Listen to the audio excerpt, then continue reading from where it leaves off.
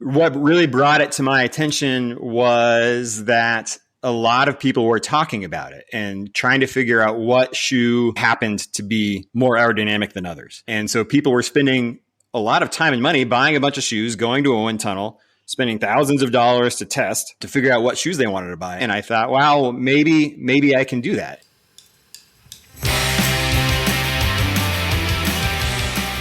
Hello, and welcome to the November 3rd, 2023 edition of the TriDoc Podcast. I'm Jeff Sankoff, your host, the TriDoc, an emergency physician, triathlon coach, and multiple Ironman finisher, coming to you from beautiful, sunny Denver, Colorado. I have a pretty packed show today, so I'm going to skip my usual introductory monologue in the interest of keeping the program to its usual running time of just about under an hour. On the medical mailbag, Coach Juliet Hockman and I discussed a wonder drug that has really delivered in a way that so few medications have in the past, and that is Ozempic, the once-weekly injectable that was originally developed as a treatment for diabetes, but had the unexpected side effect of promoting pretty dramatic weight loss. As the popularity of this and its identical twin Wegovy has taken off, it is conceivable that these medications could be used by multisport athletes, and that brings up some issues related to how these medications work and how they could impact training and racing. We discussed the medication, its mechanism of action, and what people should be thinking about if they are taking it or if they are considering it, and they are also training for triathlon. And that's coming up shortly. Later, for the guest segment, I'm trying something new for this episode. As you're well aware, if you are someone who regularly listens to this program, this is not a show that features new products or tech as a means of just showcasing things for the sake of promotion. Still, like you all, not just a coach, I am an age group triathlete, and I like to find new things. And on occasion, if I find something really interesting and innovative, I think it isn't really a bad idea to feature the person who brought the product in question from concept to reality. So today, I am interviewing Edward O'Malley, the engineer and inventor who developed the VeloVetta bicycle shoe that promises to add some free speed to your bike split by virtue of its novel aerodynamic design. I'm curious to know what you think of the interview and if you would like to hear more or less of this kind of content. I do have one more of these already planned, but can do more or less if listeners like them, or on the opposite, if you detest them. Just let me know. You can add your comments in the Facebook group for the TriDoc Podcast. If you're not already a member, please do sign up. You can find the group on Facebook, answer the 3 very easy questions, and I'll grant you admittance. Before I get started, though, as always, I want to take a moment to thank all of my Patreon supporters of this podcast who have decided that for about the price of a cup of coffee per month, they could sign up to support this program, and in doing so, get access to bonus interviews and other segments that come out about every month. One such episode was released just last week, featuring a review of the medical literature on whether or not training can contribute to making you sick. That bonus episode and others like it are available on a private feed for all of my subscribers. Plus, for North American subscribers who sign up at the $10 per month level of support, they receive a special thank you gift in the form of a BOCO TriDoc Podcast running hat. So visit my Patreon site today at patreon.com/TriDoc Podcast and become a supporter so that you too can get access and maybe this cool gift as well. And as always, thanks in advance just for considering.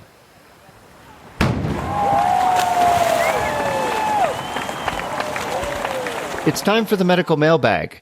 That part of the program when I'm joined by Juliet Hockman, my friend and colleague from Life Sport Coaching. Juliet, welcome back. Hey, Jeff. So I'm a little under the weather. I'm going to sound a little bit congested. I apologize for any coughing or sneezing that comes up during this segment, but we've got a good topic that we're going to sink our teeth into. Before we get to that, though, I just want to mention a couple of people reached out to me after our last segment on the Dream Recovery tape, and they both had interesting things to contribute. So I just want to give a couple of seconds to that. The first person was Irina, I apologize if I'm pronouncing your name incorrectly, Petrash, who reached out on the TriDoc Podcast Facebook group and mentioned that she was aware, I gather she is a researcher or a physician of some type, and she was aware of the fact that the nose is actually a producer of nitric oxide. And there were studies that suggested that when you force asthmatics to breathe through their nose, that nitric oxide actually improved asthmatics' lung function. So I just want to remind you again that the Dream Recovery tape is this tape you put over your mouth. It forces nose breathing. And one of the claims that they had on their website was that it could improve both oxygen uptake from the atmosphere and also that it could improve lung function. And I, at the time, was unable to find any studies that suggested that this was true. Well, I'm not going to get into the nitty-gritty of this nitric oxide synthesis in the nose, except to say that these studies on asthmatics show that because when asthmatics breathe primarily through their nose, it's the formation of this nitric oxide that is then causing their lungs to work better. And they actually do improve their lung function and extract oxygen better. Now, is that going to be true for non-asthmatics? We don't know. They only looked at asthmatics in the 2 papers that I was able to see. But it is interesting, and it does suggest that there may actually be a biologic plausibility for the claim that nose breathing actually improves lung function and oxygen extraction, even though you're not increasing the amount of oxygen in the atmosphere. So that was one thing. The second piece was when another listener reached out and said that she had been using a different kind of product, a different type of tape, and at the behest of her husband, who felt like she was snoring a lot, and he was thinking that this might help, and it did. And not only did it decrease her snoring, but it actually helped her sleep significantly better. She felt like she slept more soundly. So an N of 1, just an anecdote right there, but still although I can attest, having roomed with that particular listener at bike camp for a week, that the snoring was intense. So she's not using the tape still. She was not using the tape back then. So if it's been effective, then I'm a big supporter. All right. Well, we'll have to bring that back to her. Okay. Well, that was last segment. Now we're going to move on to this episode segment, and it's a really interesting one. We're going to be talking about, as I mentioned in the last episode, we're going to be talking about the weight loss medications, Ozempic and Wegovy, which are 2 different brands that are made by Novo Nordisk, the manufacturer, and they're basically the same thing. So they're exactly the same drug. They're just marketed differently. And the reason I wanted to talk about this is because I came across an article in Training Peaks a little while ago that talked about things that athletes need to consider if they're going to be using Ozempic. And it got me thinking, because you and I have talked, Juliet, about the fact that triathletes come in all different shapes and sizes. And I think that's wonderful. And we also know that a lot of people get into triathlon in a means to try and lose weight. And we know how difficult it is to lose weight. And so I got to thinking, I wonder if there are athletes out there who are using these medications. And so what does that mean for them? And what does that mean for them specifically in training and doing triathlon? Right. So, and I think it might be worthwhile to pause just for a second before we launch into this super interesting discussion about this drug, which really has been groundbreaking for a lot of people who are not necessarily athletes in terms of the ability to lose weight. You and I have talked about this just at length offline about, the importance of sort of above everything else of fueling well for training and making sure that, as you said in the introduction, triathletes come in lots of different shapes and sizes. There are many different sort of quote unquote successful body types. And the most important thing is that we as triathletes are fueling for our training and fueling for our racing. So, a disclaimer is we're not necessarily recommending this drug either way. We're just looking at its possible place or not place in our sport. Would you say that's a good way to look at it, Jeff? Yeah, I think that's a really good point. Definitely, I know a couple of people who use this medication. They are not triathletes. And in speaking to a couple of people in background for this segment, I spoke with an obesity physician, a Dr. Marissa Hoyne, who works up in Montana. And I spoke with a nutritionist who is a friend of the podcast, Alex Larson. And both of them are aware of the medication, but neither of them are aware of any athletes that use the medication, because let's face it, most athletes are not the population that this medication is generally being marketed to. That being said, I think it's very realistic to imagine that there are age group triathletes who would be using this. And so that's why I wanted to talk about it, because there are some very real impacts for athletes who are using this medication. Fair enough. Let's do it.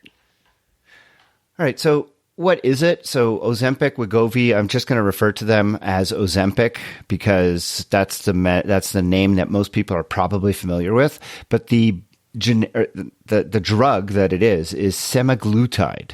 And what it is it is a glucagon-like peptide, or GLP-1, receptor agonist. And what that means is that the semaglutide is acting on this receptor in the cells. So it mimics the natural GLP-1 hormone. And when this medication is injected, it has to be injected. It's injected once a week, basically. And when it's injected into the subcutaneous tissues, it gets absorbed in a very slow fashion over the week.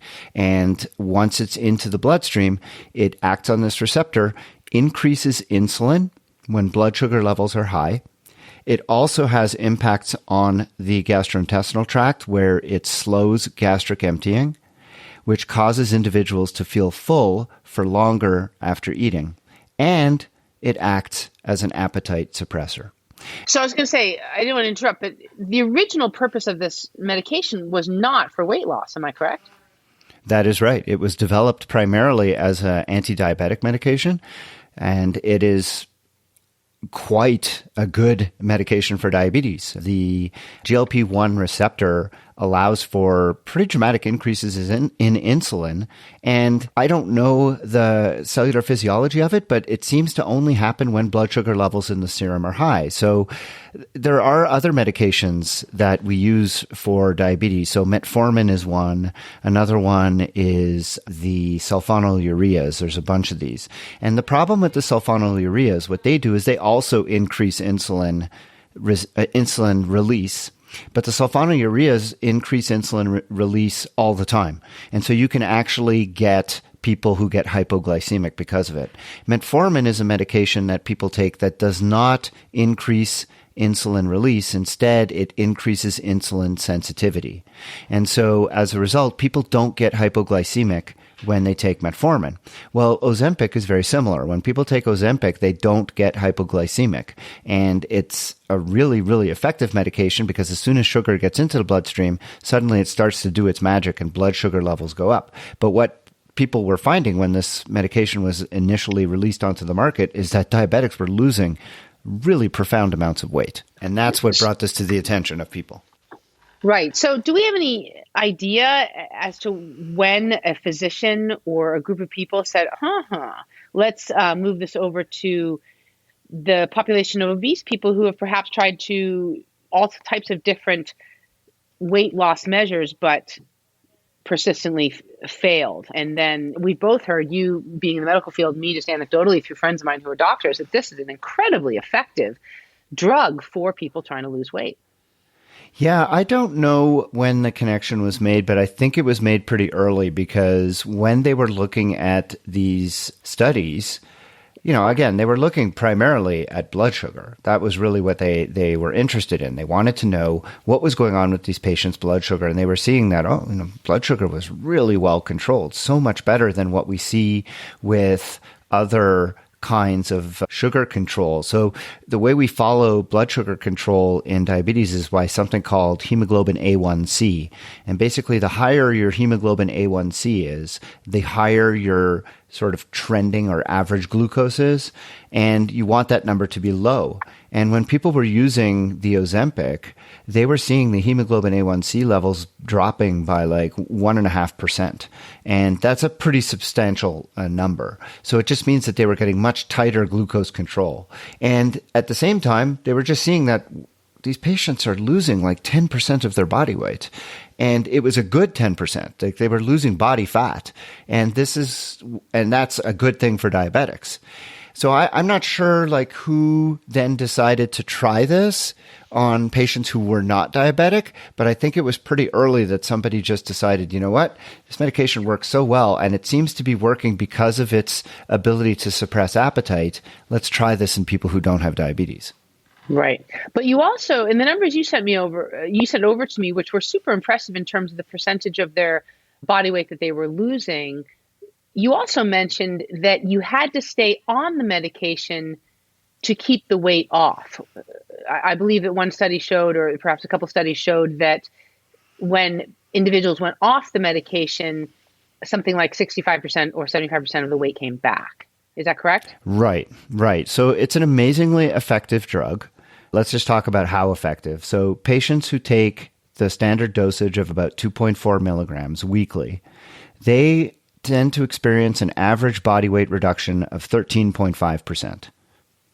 I mean, that's a lot. Impressive. That's impressive. That's impressive. And that compares with a 3.8% average reduction in placebo groups who were followed for the same amount of time. Most of the patients, 3/4 of them, lost at least 5% of their body weight. 2/3 of patients lost 10%, and almost half lost 15%. So it's really, really impressive. And the sustained weight loss was demonstrated up to 68 weeks. So a year and a half, basically, taking this medication. And then you get to the downside, which is what you were just alluding to. And that is that once you stop taking it, then you get into trouble because you need to keep taking it. And once you stop, unfortunately, within a year, people who had lost weight, they put back about 2/3 of the weight that they lost. And the reason for this is complicated. It's not completely understood, but it seems to be related to what Dr. Marissa Hoyne told me is called the set point theory. It's basically this idea that a person's body weight has, whatever kind of maximum body weight your body has, your body wants to continue and defend that weight. So whatever adipose tissue amount it has, it says, this is where I should be, and anything less than that is starvation. So then once you do lose a little weight, your body says, oh, this is terrible, this is dangerous, and it kicks in all those anti-starvation things that it has, which unfortunately in this day and age, we evolved really to be quite good at, because most of our evolutionary lives, I think, we spent starving, at least half the year or more. So anyway, but they've shown in studies that people, for example, burn less calories when they sleep when they've lost weight. People a lot of times would do something like shake their leg a little bit normally. And then when people have lost weight, they don't really do that. So they're literally putting out less energy. And then food palatability goes up. And so people end up eating more without realizing it. So anyway, so I think that's why in general, most people cannot lose weight. So that's a really interesting idea. And I want to read from a paper that I found on the set point theory because it's super fascinating. I'm just going to read it's a couple of paragraphs here because I think it's important. Since body weight is a major determinant of health, the regulation and preservation of body composition are life-saving issues. The central nervous system and peripheral systems regulate energy and nutrient balance by biological and behavioral mechanisms.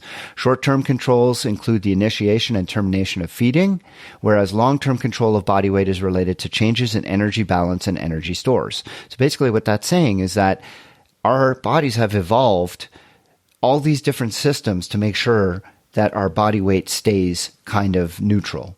And the general idea is that human body weight is under sufficiently strong genetic and humoral or hormonal control, a view inspired by the theory of the so-called set point. This theory proposes a proportional feedback control system designed to regulate body weight to a consistent body inherent weight, namely the set point weight. The system, according to this theory, adjusts food intake or energy expenditure in proportion to the difference between the current body weight and the set point weight. So when you start taking these medications, or anybody who starts to go on a diet, when they start losing weight, their body fights to defend their body weight. Their body will turn off and turn on all these different systems in order to try and preserve their body weight at what their body believes is a set point. So, for example, it's been shown that when people who are overweight start dieting, immediately they burn less calories at night. Their metabolism slows down in an effort to try and preserve the weight that they have. And it's amazing. That's why people who start losing weight, they feel fatigued. It's because their body believes that they're starving. And so they go into all these starvation and saving kinds of processes to try and defend that body weight. It's just incredible. I mean, it's so interesting, isn't it? I mean, it's so archaic when you think about sort of back in the caveman era where you had these huge times of famine based on whatever the circumstances were. But of course, that's completely irrelevant when we're talking about someone in this day and age who's 200 pounds overweight. Well, so that's the problem. So I asked Dr. Hoyne, I said, well, I don't understand. I mean, it can't be that we all have this set point that's so overweight. And she said, well, this paper says that a big part of it is determined in utero. So if our mothers are overweight, the fetus is being given a lot of extra calories. And so the fetus in utero sets a set point that's high. And as we grow, as we get into adolescence, if we're exposed to a lot of calories, a Western diet, then our body sets that set point at that time. So it's not that genetically we're hit with that set point, but rather it develops based on our in utero experience and then also as we're growing.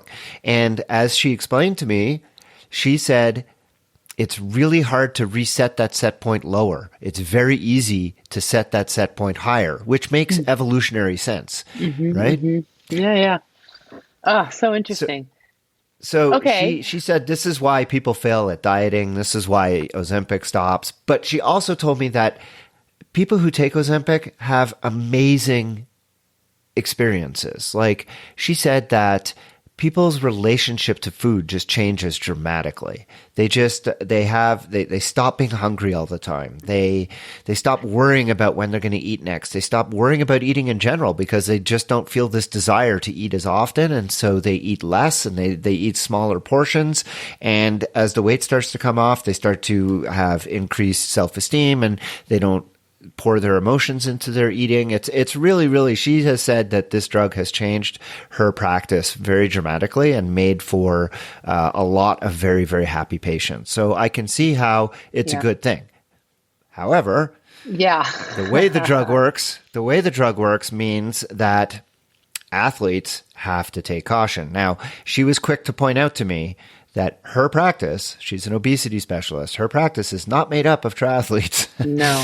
Yeah. So let's talk about that for a second. I mean, I can completely see an age group triathlete who comes into the sport. Maybe they started the sport with a weight loss goal. Maybe they didn't, but they look around and they see athletes of lots of different shapes and sizes and they decide, wow, I could be that much faster a runner or that much better a hill climber or whatever if I lost weight, right?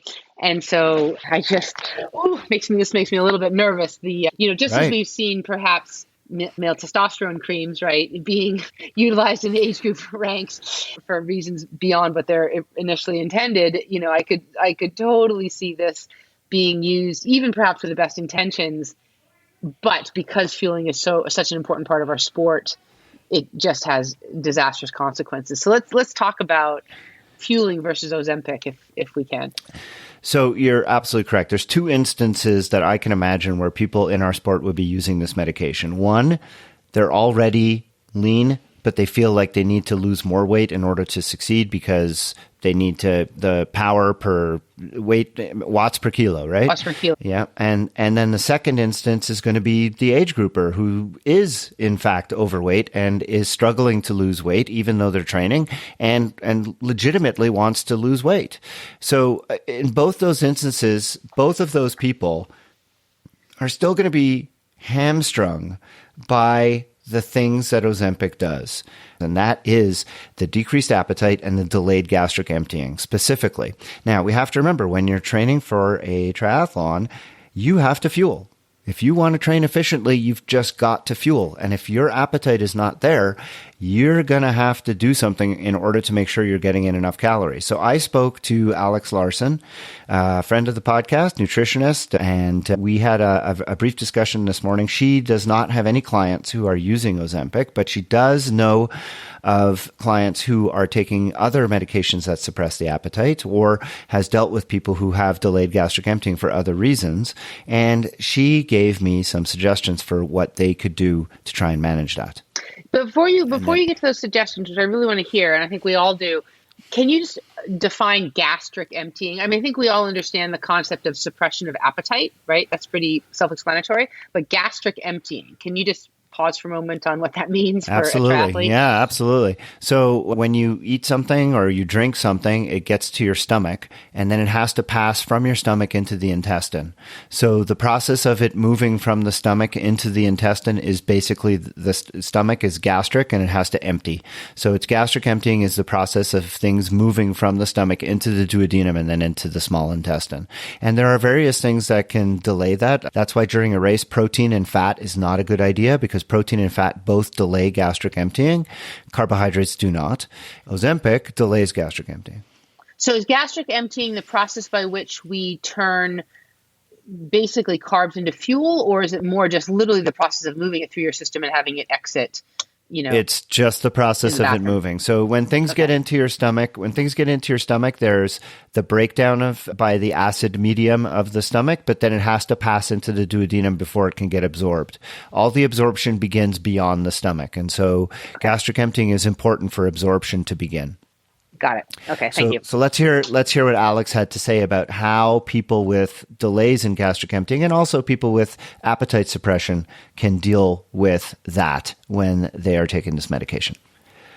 If there was an athlete that was either on Ozempic or on a medication that had delayed gastric emptying, we definitely would want to try and be strategic in the fueling, because my biggest concern would be having some sort of like GI upset during the workout, because there would still be fuel or something sitting in their stomach that would be jostling around, especially while running, that could cause, nausea, heartburn, all of like these unpleasant issues that could impact performance. So that would be where we would need to be most strategic, is how they're fueling before their workout and then also during. And then I had this other thought, carb loading would be another area too, where they might not be able to hit their carb loading numbers and they might need to start their carb load earlier because they're not able to consume as much.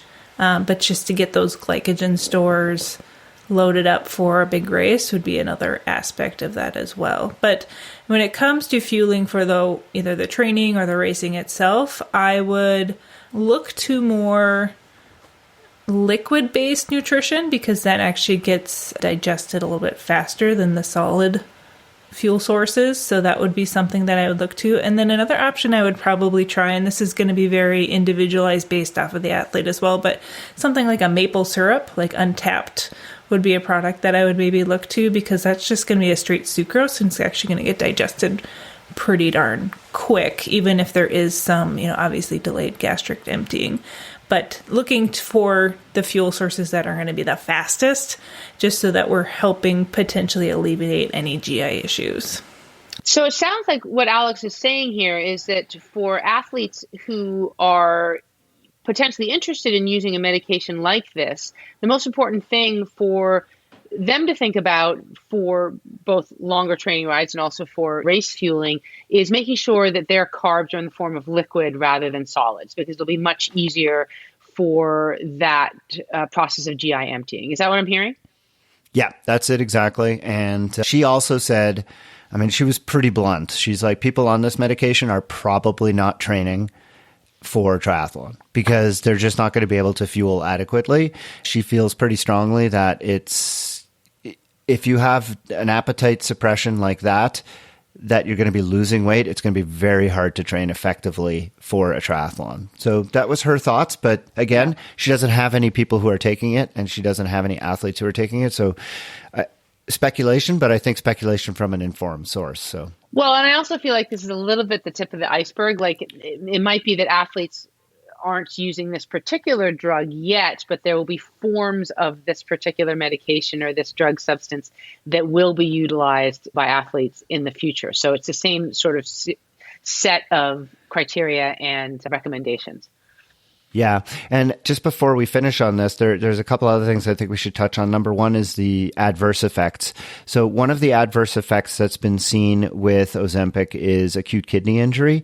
And Dr. Hoyne was and nausea is another one. So Dr. Hoyne mentioned that nausea and vomiting is very common in the first week that people take this. And they think that the acute kidney injury is related to that because people can't take in enough fluids. And so they get dehydrated, and that might be contributing to acute kidney injury that might be caused by the drug itself, but is made worse by the fact that people get dehydrated. And I got concerned about that possibility because, as we all know, you're doing triathlon, you're training for triathlon, you're often in a dehydrated state. And so the potential for acute kidney injury is obviously much higher. So that was something that I think athletes need to be aware of.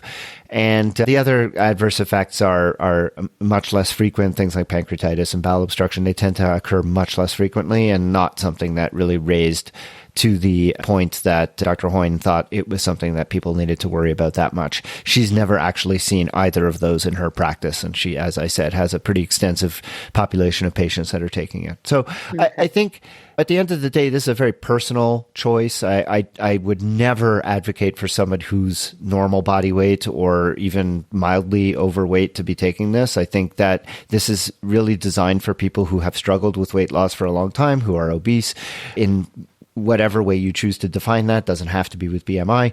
And it's clearly very, very effective. So I think that people who are triathletes and who have struggled with weight loss and are thinking about using this, it's certainly something that they consider. They have to know it's not cheap.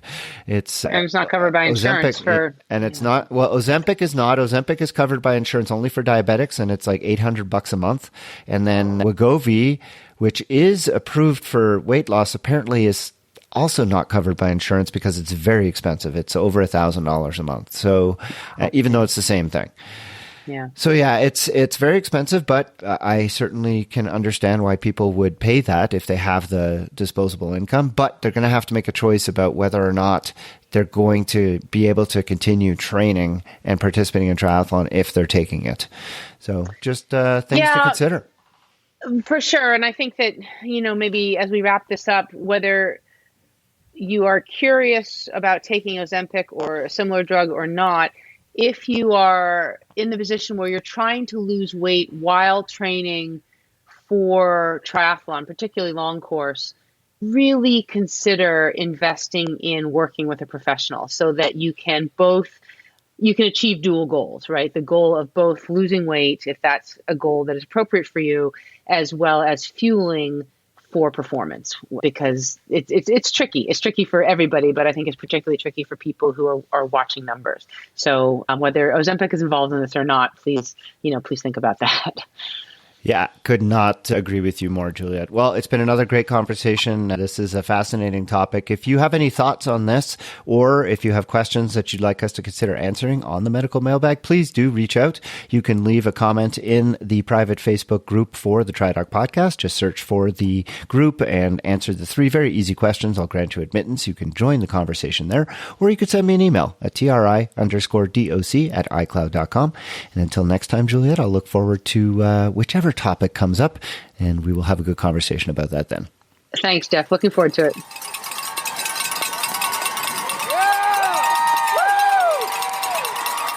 If you've been listening to this podcast for any amount of time, then you know that this is not a show that looks to do fluff pieces or serve up softball questions to the manufacturers of products targeted to multisport athletes who are looking to maximize their abilities when training, racing, or recovering. Still, as a competitive age group triathlete myself, I am not immune to the pull that fancy new tech has on each and every one of us. And as I age, I am always looking to see if something is coming down the pike that might, just maybe, help me out with some marginal gains.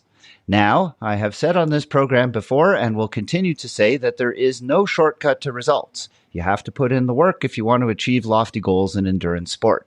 Furthermore, trying to buy your way to speed is a bit of a Sisyphean task that will no doubt result only in your being much poorer and not necessarily that much faster. With all that said, in the next couple of months, you're going to hear me bring some guests onto this program who've worked incredibly hard in efforts to try and solve specific problems that triathletes face, and in so doing, have developed an interesting product that I, and hopefully you, may be interested in learning about. At no point should you take the fact that I am discussing these products as an endorsement. However, I will tell you what I think about whatever it is that we are talking about, and I will tell you if I purchased the item in question. The first such guest and product comes to me today by way of my friend and a true friend of the podcast, Joe Wilson. Triathlon Joe has been a guest on this program in the past, and he and I have become friends since we first met online in the run-up to Ironman Indiana in 2021. This year, Joe was out in Colorado for the Ironman Boulder 70.3 when he bought some really interesting bike shoes at the expo for the event. He told me all about them, and I spent a lot of time looking into them myself and the man who invented them, Edward O'Malley. Ed started rowing in college at Johns Hopkins, where he earned his BS in mechanical engineering. He then went on to work as an engineer for the International Space Station. Besides being an actual rocket scientist, Edward got his MBA and founded a couple of companies before somewhere along the way getting himself into triathlon. He then designed and developed the VeloVetta triathlon bike shoe, and that is what he is joining me today to discuss. Edward, thank you so much for being here on the TriDoc podcast. Hey, thanks. I'm excited to be here. All right, first and foremost, before we talk about shoes, I do want to hear about your experience in Lahti, Finland. You just recently came back from participating in the World Championships. We're recording this today, September the 7th, which I should mention is my daughter's 18th birthday. Happy birthday, Sam. I'd love to hear what your experience was. It's the first time I haven't been to a World Championships in quite a few years. How did it go for you? Yeah, I think it's one of the best World Championships I've been to in terms of just the atmosphere of the venue, how well organized it was. It was a really beautiful and challenging course without being too brutal. One of the really great things that I was able to experience from the spectator point of view rather than the competitor point of view was that the swim hugs along the shore in downtown Lahti for quite a ways, and you can walk along and spectate the swim for the first several hundred meters. So I got to spectate the women's swim the day before my race. And then even on my race, because my start was so late, I got to spectate basically the entire men's swim. So it was really fun, both as an athlete and as a fan. And it was really one of my favorites that I've been to. Having been there on the ground and experienced the conditions, do you have any notion as to why we saw such a topsy-turvy pro men's race? I had never heard of most of the people who finished in the top 10. Was there something about that race that might have lent to it having that kind of result? Well, I think it was more about something about the race in Singapore the week before rather than the race in Lahti. So basically, everyone who raced in Singapore the week before got very, very sick. And that included a lot of the favorites for 70.3 Worlds. And so you saw what you might consider to be underperformances from a lot of the favorites. And I don't think it has anything to do with the course, but the fact that they had been very sick for a week. It was, I don't want to say disappointing because I think he made the exact right decision, but Jason West wears VeloVetta shoes. I have no sponsorship agreement with Jason. He doesn't get any money or anything from me, but he wears the shoes and loves them and was going to race in them. And I was really looking forward to seeing what he could do at a World Championships. And he made the correct decision to pull out. And I think that made for a rough World Championships for a lot of the top athletes. Yeah, I could accept that for certainly a lot of the guys, but then there's people like Jackson Laundry who did not participate in Singapore. There were a fair number of athletes that I expected to do better, Steve McKenna from Australia, a lot of guys who were there who looked to be in top form and just really underperformed. And then you have all these guys who I've never even heard of finishing in the top 10. It was really interesting. So we'll see what happens as next year progresses if we start to hear more of people like Rico Borgen, for example. I'm sure we will. I'm sure we will. We'll and that's the reason we race. We can't just say, well, the top ranked guy is the guy who's going to win. Anything can happen on race day, and that's why it's exciting. Yeah, exactly. All right, well, let's talk about the VeloVetta. Tell us what it is for people who don't know and what got you to even consider developing such a product. Yeah, so VeloVetta is a shoe, a cycling shoe, really with a triathlete in mind from the design standpoint, but it could be used for any road cyclist.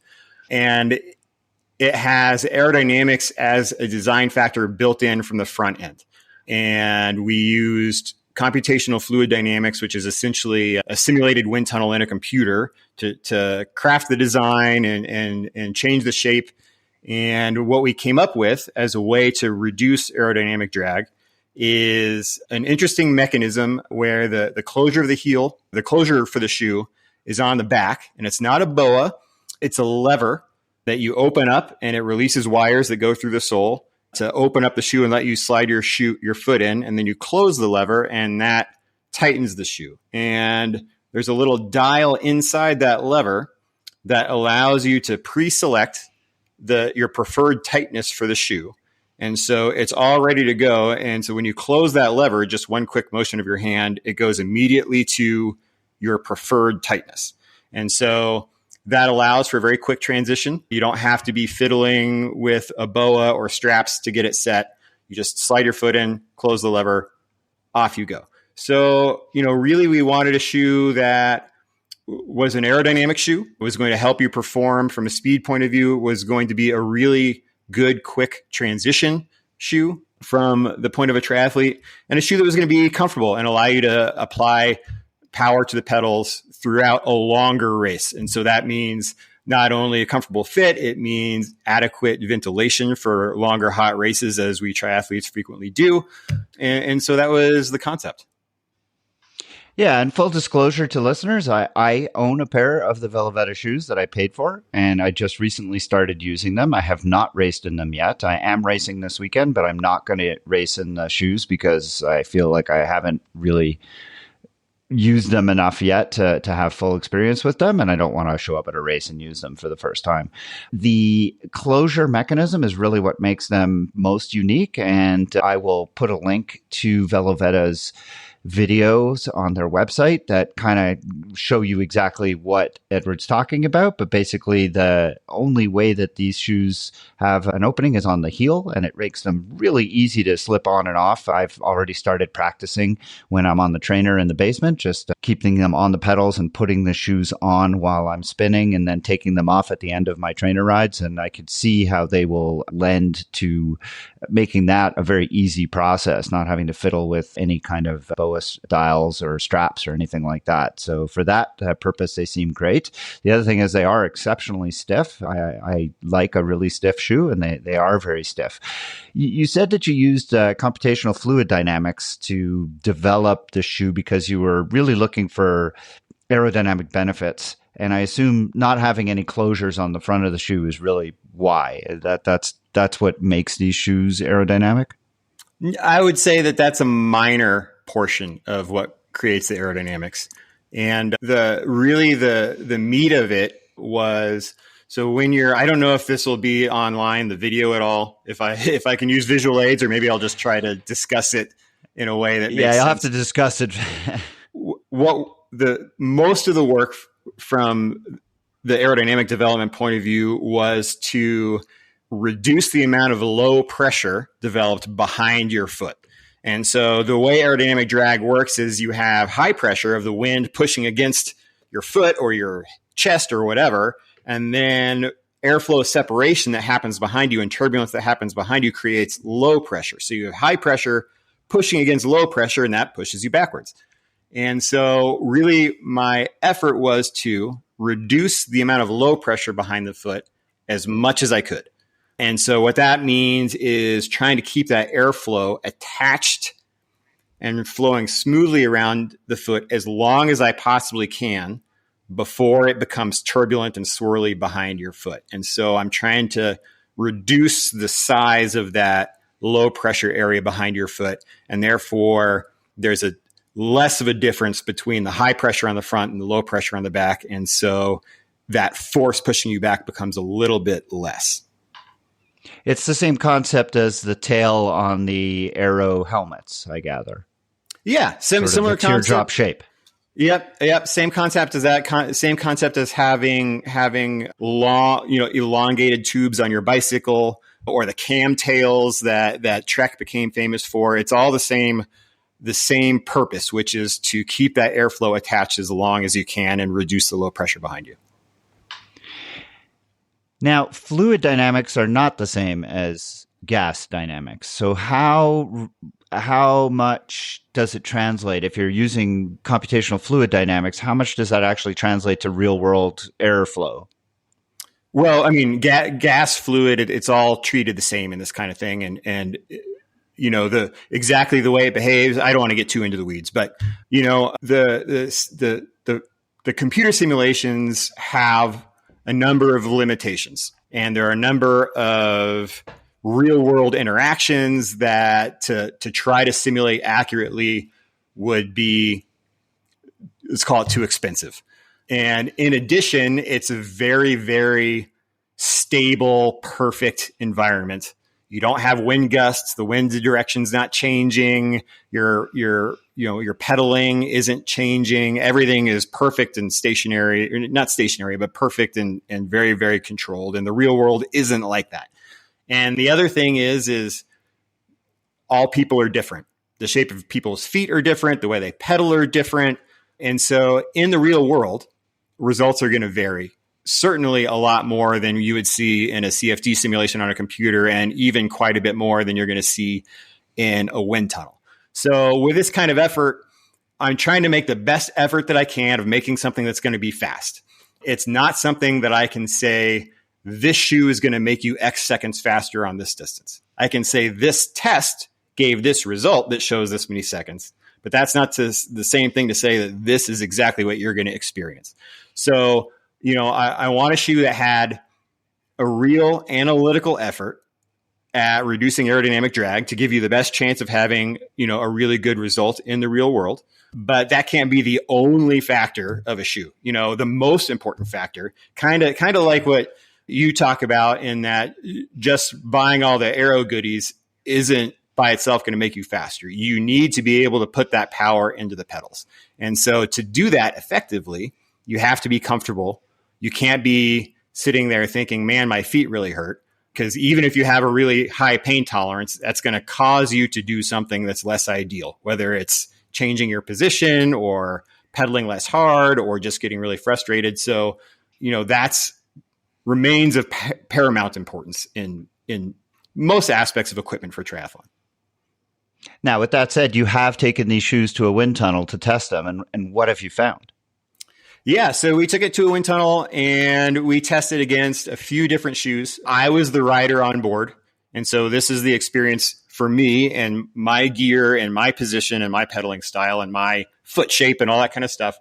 We found that against a traditional tri shoe with a big Velcro strap across the front, if you're normally a 5-hour Ironman type of person and you switch shoes, the results for me were I saved somewhere around 4 minutes versus, with my 5-hour Ironman in the big Velcro strap shoes versus these shoes. The most aerodynamic competitor that I tested, that Velcro strap shoe was as expected, the worst aerodynamic performer of the group. The fastest aerodynamic performer that I tested was a very popular high-end double BOA shoe. And that one I think is more appropriate to compare on a 40K time trial. It's more of a cyclist shoe than a triathlon shoe. And so if you're normally a 1 hour 40K rider wearing this shoe that you'll see a lot of time trialists wearing out there, and you switch, you save somewhere around 30 to 34 seconds, I believe, over the 1 hour time trial. Not huge, but not insignificant. That can definitely make the difference in some races, certainly between not getting on a podium, getting on a podium. And I've seen races decided by less than that between first and second. So just by changing equipment. And when we talk about these kinds of time differences, they usually are at a higher speed to get the biggest difference. But it's also true that if you're slow, you tend to get a bigger benefit from these aero changes because you're out there for longer, and therefore the aero benefits are actually there for a longer period of time. So am I getting that right? I always struggle with aero benefits a little bit. Yeah, that's right. And it's tough because, in wind tunnel testing, you typically do test at a higher speed than most people are going to be riding at. And the reason you do that is because it makes the differences a lot bigger, and it's easier to see where those differences are. But you can't say, oh, well, at 35 miles an hour in the wind tunnel, we saved 10 watts. Therefore, you're going to save 10 watts. It doesn't work that way. As you go down in speed, that watt number comes down a lot. So what you really need to do to find out that comparison, and this is how I came up with those numbers for a 5-hour Ironman or a 1 hour 40K, is you recalculate everything for the lower speed and the lower drag, and all those differences come down a lot. But those are much more realistic numbers an athlete can expect. And yeah, a really fast rider will see a bigger reduction in drag because they're going faster. but also because they spend a lot less time experiencing that benefit, their overall time benefit is actually smaller than an age grouper who's going a lot slower. Yeah, and you add these things up, right? I mean, putting a disc wheel in the back, using an aero helmet, aero bars, shoes, faster clothing, all these things add up. And that's what we talk about with marginal gains. You get a minute here, a minute there, a minute there. And then all of a sudden, with the same amount of training, you could save 10 minutes just by having equipment. So that's the whole purpose of all of this. What is it that got you thinking in the first place, I'm going to look at a shoe? Like, why was the shoe the thing you decided to look at as opposed to anything else as the equipment? Well, two reasons. What really brought it to my attention was that a lot of people were talking about it and trying to figure out what shoe sort of accidentally happened to be more aerodynamic than others. And so people were spending a lot of time and money buying a bunch of shoes, going to a wind tunnel, spending thousands of dollars to test, to figure out what shoes they wanted to buy. And I thought, wow, that to me demonstrates a real demand for this. People really want to figure out how to solve this problem. And no one had done, at least to my satisfaction, a really good analytical ground up effort at trying to make a shoe aerodynamic on purpose. And I have a background in mechanical engineering, and I thought, wow, maybe I can do that. And so I started fiddling around at home on my computer to see if I could do a simulation that would, with a design that would reduce drag. I very quickly came to the conclusion that my home computer was not nearly powerful enough to come up with results that I could believe, which was an excuse to put together a pretty monster computer machine as an engineering geek at home, and then started doing lots and lots of simulations, and the results started looking good. And is there another project you are thinking about looking at after this? I mean, now that you've solved the shoe problem, is there another piece of equipment you're thinking, well, I could look at that next? Yeah, there is. I think there's a few things more that I want to do in shoes before I start tackling a completely new problem. And I think that there are other things to think about in shoes rather than only aerodynamics.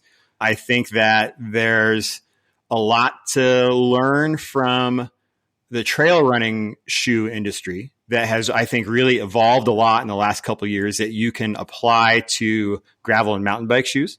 So I'm spending a lot of time thinking about that and what we can learn from our trail running brethren that can be applied to mountain bike and gravel shoes, and also some things about road shoes as well.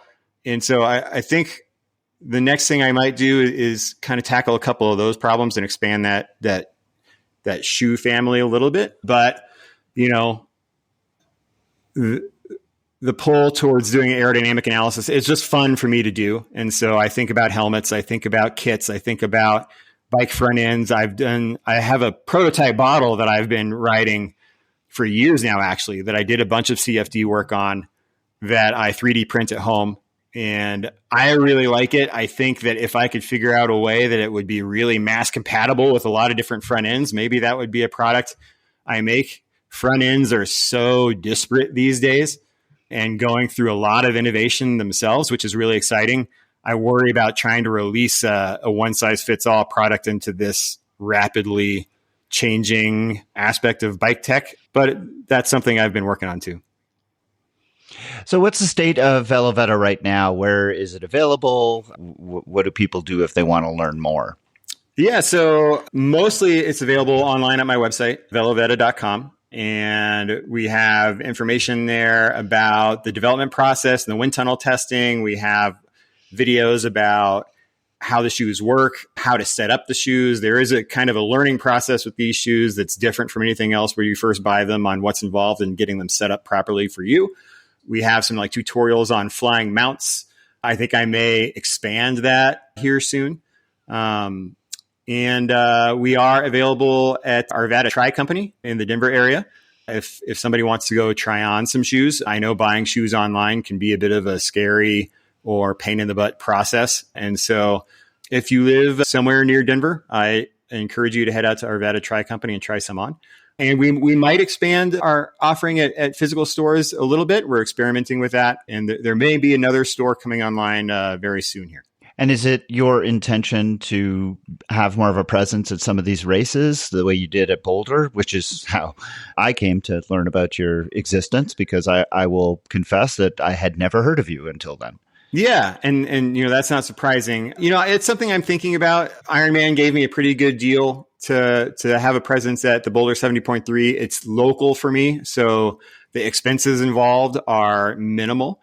And it's always sort of tricky to sort of figure out what is the value of the exposure that you got. Like I can say, okay, I sold X number of pairs of shoes and therefore here's what the value was. In actuality, it's more than that, because you have people that are exposed to you that may or may not buy later or tell their friends.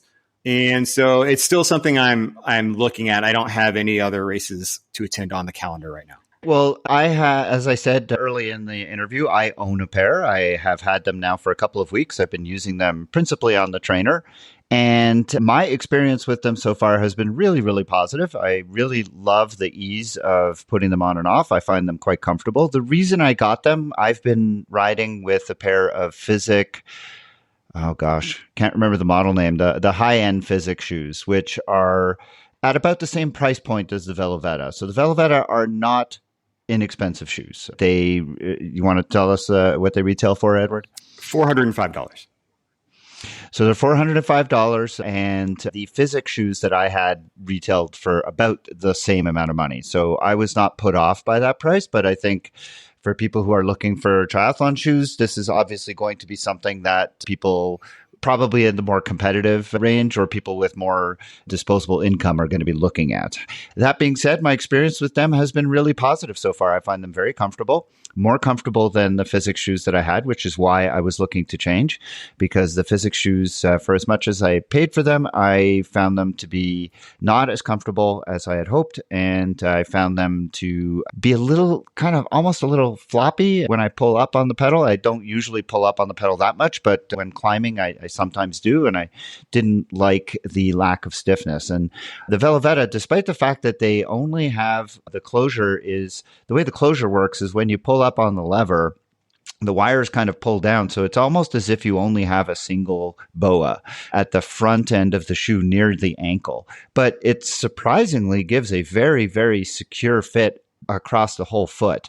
And I have found them to be very, very comfortable, very stiff, and very easy to get on and off when coming to, now I haven't used them in a race yet, but I have, as I said, practiced taking them on and off as if I was going to do a flying mount and dismount, and I have found them to be quite easy. There is an extra step needed for the dismount. You take the shoe off and then you have to close the lever, but I find that to be quite an easy process and not something that I think would cause any problems. Well, Edward, I can't thank you enough for taking some time for talking to me today on the podcast, for bringing this information about this really interesting and novel concept product that you developed by yourself and brought to market. I think that triathlon is such an interesting sport because it brings together so many people from so many different backgrounds, but to see someone like yourself, I recently had a chance to speak to Soj Jibowu, who is the founder of Varlo, who similarly has a really interesting background story and developed the product and brought it to market and has had huge success. And so I hope that the future will hold the same kind of success for you and your company as well. Edward O'Malley is an engineer, but he's also a triathlete and the founder and developer of the VeloVetta shoe. The links to the VeloVetta website will be in the show notes. I hope that you will take a look just out of interest, just to see how interesting this shoe is and what a novel development it is in bicycle shoes. Edward, thanks again for joining me here today on the TriDoc podcast. It was a pleasure. Thank you. Okay, so as you heard, that interview with Edward O'Malley was recorded on September the 7th, and here we are at the very beginning of November, and I'm just releasing it now as part of the podcast. So why the delay? Well, essentially, as I mentioned in the interview, I had just gotten a pair of VeloVettas myself, but I hadn't yet used them. Well, now that's changed. I have used them. I used them in the recent North Carolina 70.3, and I wanted to release the interview after I had had a chance to actually use the shoes so that I could give you my impressions of how I enjoyed them or didn't in a race situation. So I have used the shoes on the trainer. I had used them quite a bit to get comfortable in them, to break them in a little bit, and to also get comfortable with the way that the shoes open and close so that I could get familiar with putting them on and off when it came time to do transition. Now, North Carolina has a bit of a unique kind of transition situation. You are not allowed to clip your shoes into the pedals, so I had to put my shoes on and then run with my shoes on before getting into the bike. But I still feel like I can give a pretty good sense of how easy they are to put on, and certainly for getting off the bike at getting into transition 2, I can tell you how easy they were to get off, and of course their performance while riding. I can tell you without reservation that I am very, very happy that I purchased these shoes. Now, this should not serve as an endorsement. This should just tell you my own personal experience with them, and I am very pleased with them. I think they are worth the significant expenditure. No doubt they are expensive bicycle shoes, but you are getting what you pay for. They are exceptionally well made. They are very, very stiff. They perform really, really well. And the simplicity and the quickness with which they can be put on and removed for getting in and out of transition is really, really remarkable. And I applaud Ed for developing a shoe that really, really has transition in mind, as well as performance when you are riding the bike. Now, do they provide the aero benefits that Edward has found in the wind tunnel for him? I can't say. I haven't tested them myself, but regardless, the shoes are definitely exceptionally comfortable, and for me anyways, very, very quick to put on and off, very convenient, and I am very, very pleased with the fact that I bought them. So that's my N of 1 review. I hope that you found this segment useful, and again, like I said at the beginning of the program, I'm very interested in knowing if you would like to hear more of this kind of content or not. Just let me know. Send me an email at tri_doc@icloud.com or leave a comment in the TriDoc Podcast Facebook group. Thanks for listening. And that's it for another episode. The TriDoc Podcast is produced and edited by me, Jeff Sankoff, along with my interns. I'm Agent Johnson. This is Special Agent Johnson. Oh, how you doing? No relation. I'm Jeff Sankoff, the TriDoc. I'm in charge here. Not anymore. Those interns are Ian Johnson and Ben Johnson. You can find the show notes for everything discussed on the show today, as well as archives of previous episodes at tridocpodcast.com. Do you have questions about any of the issues discussed on this episode, or do you have a question that you'd like for me to consider answering on a future episode? Send me an email at tri_doc@icloud.com, or join the private TriDoc Podcast Facebook group on Facebook, and you can submit your questions there. If you're interested in coaching services, please visit tridoccoaching.com or lifesportcoaching.com, where you can find a lot of information about me and the services that I provide. You can also follow me on the TriDoc Podcast Facebook page, TriDoc Coaching on Instagram, and the TriDoc Coaching YouTube channel. If you enjoyed this podcast, I hope that you'll consider leaving me a rating and a review, as well as subscribe to the show wherever you download it. And of course, there's always the option of becoming a supporter of the podcast at patreon.com/TriDoc Podcast. The music heard at the beginning and the end of the show is Radio by Empty Hours and is used with permission. This song and many others like it can be found at ReverbNation.com, where I hope that you'll visit and give small independent bands a chance. The TriDoc Podcast will be back again soon with another medical question for me to answer and another interview with someone in the world of multisport. Until then, remember 1121 and train hard, train healthy.